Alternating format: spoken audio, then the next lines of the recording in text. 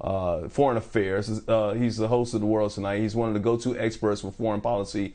Kelly Wright joins us right now. Kelly, good morning. Let's take a look at today's front page of the New York Times, and I want you to tell us what this headline means to you. If you can bring it up and put it up on the screen quickly, if we have that. America's longest war is over as last troops leave Afghanistan. Are you basically clean, simple? New York Times breaking news. What's that mean to you? I mean, you've been covering D.C. and D.C. politics for a very long time. You, of course, know about this long war. What does that headline mean to you? Well, Mike, I tell you what it means. It's the end of an era. ERROR is the way that one person has described it. It also means it's the end of an era in terms of the bloodshed, the blood, sweat, and tears that U.S. military members have shared on the battlefield. It also means the loss of life that Afghan allies shared along with us. And it also means that there's more heartbreak now for the people of Afghanistan, as well as American veterans who worked alongside some of their Afghan translators. And what does it mean for the 200 Americans still left behind, which is something that in the United States military, and Mike, you've served in the military, thank you for your service, and I've served in the military as well. One of the things that we've always stated is that we never leave someone behind. The President of the United States had vowed that if there were still people, Americans on the ground, that we would not withdraw. But he held to his deadline, even in the face of knowing that 200 Americans are still there. So while it's the end of military operations, there is still a lot more that has to be done. And that video that we're looking at right now, the picture, that is through what appears to be night scopes.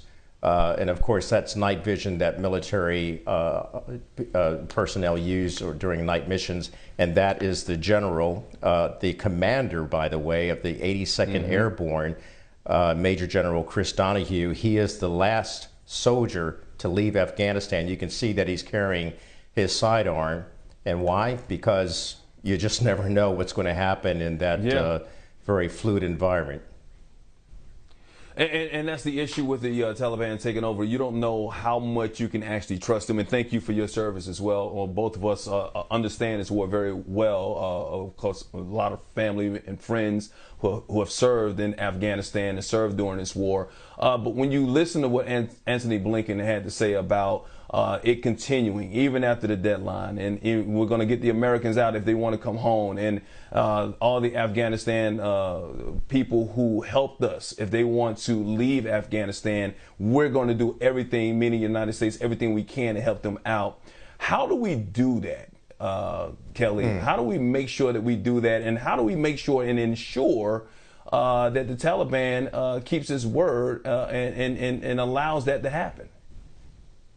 Well, Mike, those questions unpack a lot of things, and the frank answer for me is that I really don't know. I'm not in the room. I don't see what the Secretary of State sees. I don't see what the President or the Defense Department sees, because what I do see from the outside looking in as a reporter who's covered the war in Iraq, and I've seen what's happened there on the ground in places like Iraq where the hostilities are severe, and I'm looking at these women now, these Afghan women and children and men who have made it through to America and other places, yet their loved ones are still back on the battlefield because that's what it's become. The Taliban has taken over. So I don't have the answers in terms of how we're going to get our men and women out, knowing that the border on Pakistan and Uzbekistan and Tajikistan, they're all crowded, and even Iran, and they're saying we can't take more people in. I don't know what you do to help 3.5 million displaced Afghans find a way to find a home.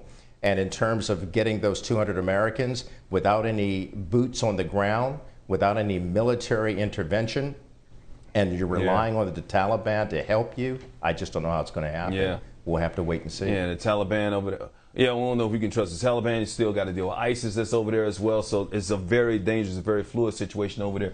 I want to talk to you about the president. We've been talking about withdrawal from Afghanistan for a long time. This didn't start on President Biden's watch. It just ended on his watch. He got caught with the ball in his hands as time ran out, in a sense. Now, he could have extended it, but President Trump is the one who basically said it was going to be out by May. He extended it to August. Biden did. Is it fair to him? Because many people have been for the evacuation. Now, obviously, the way it was executed, a lot got fumbled and mishandled, and the information when it came from intelligence wasn't correct. Obviously, we got caught off guard there when it came to the United States being caught off guard. But is it fair to put it all in President Biden's lap when it comes to how this thing ended and not look back on the other presidents who were also involved in talking about the evacuation process for many years before this? It's not fair at all, to be honest, Mike. And again, as I was talking about at the beginning, error, E-R-R-O-R, there have been so many errors and mistakes made by previous presidents, including the former president of the United States, Donald Trump, who started brokering this deal with the Taliban to begin with. Mm-hmm. And as a result of doing that, he delegitimized the Afghan government that was in place. And as a result of taking a picture, Mike Pompeo, the former Secretary of State, along with the leader of the Taliban, and even, Mike, going so far as to actually send an invitation to the Taliban to come to Camp David. Thank God they came to their senses and did not do that. But the bottom line is that started under the Trump watch, and it's wrong for the former president of the United States to be attacking the current president of the United States, who has actually implemented and transacted his plan, albeit botched and messy. Joe Biden has done what many American people have wanted him to do, and that's to pull out, much to the heartbreak and dismay of so many American veterans as well as Afghan people. Yeah, just the evacuation, the execution of the evacuation is something he has to answer to, and he will, because he's going to speak to the press a little bit later on today. We'll be covering that right here on BNC. Kelly Wright, it's always great to see you on the World Tonight. Good to see you in the morning. We got to have you come back on in the morning to display some more of your talent, so to speak, because if you didn't know, Kelly Wright's a world-renowned singer as well. But we appreciate you, appreciate your time and talking to us about Afghanistan, and we will see you a little bit later on today on BNC on your show.